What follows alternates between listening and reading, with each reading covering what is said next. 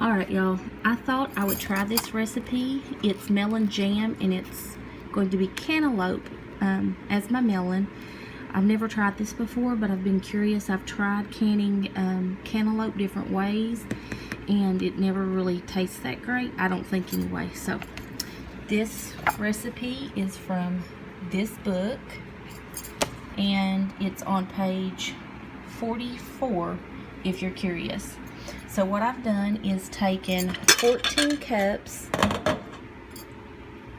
of chopped up melon, which was 2 melons, and I've put salt over them. The recipe calls for 1/4 of a cup of kosher salt. So I've salted them down and they've been sweating in my kettle for about 2 hours. So what I'm going to do here is I'm going to rinse all the salt off of it and I'm going to put them on the stove and I'll get back. Alright y'all, so I've got 14 cups. I've got it, got some green pieces in here. I meant to get those out, I'll have to pick those out. These have been salted and let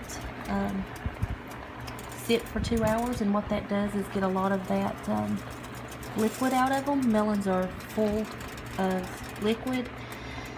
So I've got 14 cups of cantaloupe.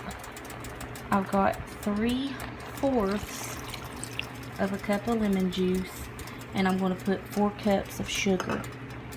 Now, per the recipe, I have to bring this to a boil, and then I will turn it down, and it has to cook. It has to simmer uncovered for about 20 minutes or until the melon is soft. Once the melon is soft, you're going to mash it down, or I'm going to mash it down with a potato masher, and then I have to simmer it uncovered for about an hour or more, or until it gets to the gelling point. So I'll be back when we're at the mashing stage. Alright y'all, I have a whole lot of liquid in mine, which I guess is to be expected with melons. So I think I'm at the point I can mash them now. It's been about 30 minutes. And I actually turned mine up just a little bit. Mine's going a little, you know, obviously y'all can see better than the simmer, just because it seemed like it was taking so long for them to get soft. I think they are soft enough now to mash. So I'm supposed to mash these up with my trusty potato masher here. So I'm going to get these mashed up really good, and then I'm supposed to let them simmer for an hour, or until they until it's reached gel.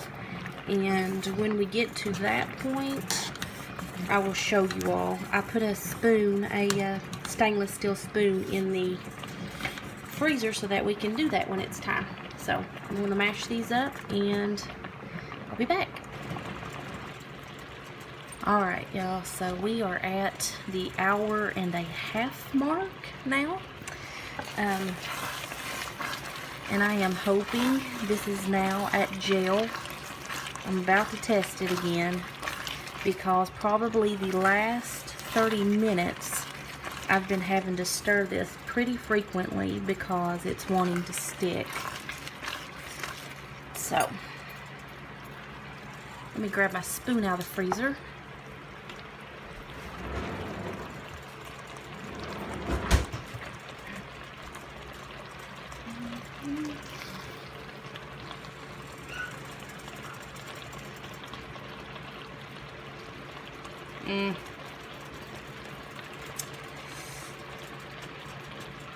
It almost looks like it, but not quite. Oh my goodness, y'all. That's really good though. Well, I guess I'll give it 20 more minutes.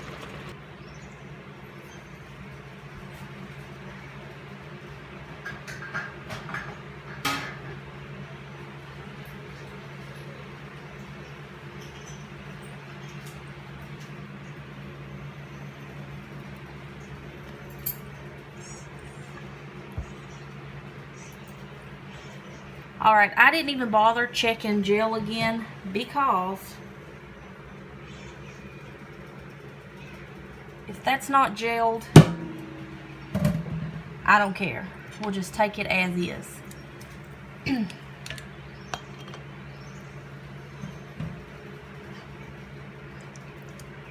It's barely got any liquid left in it. So if it's not at gel, it's not going to gel.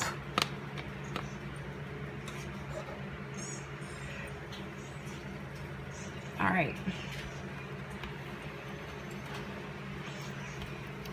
This you have to fill to 1/4 of an inch headspace. And I'm going to poke it while the funnel's in to get the bubbles out.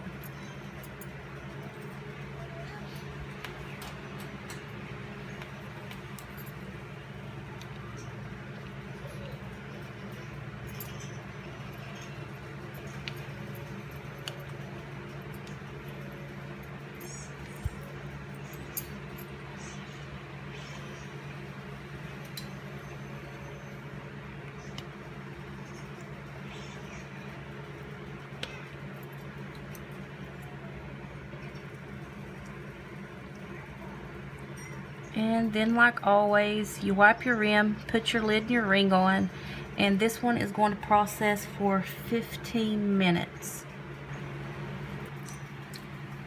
Alright, y'all, this is a little bit that's left over that I'm going to put in the fridge, and it's definitely thickened up, and it's really good. It reminds me of if you've ever had dried cantaloupe. That's what it tastes like to me, is like dried cantaloupe. It's really sweet and yummy. It's like, see, look at that. It's like candy, y'all. It's really good. All right. Y'all have a good one.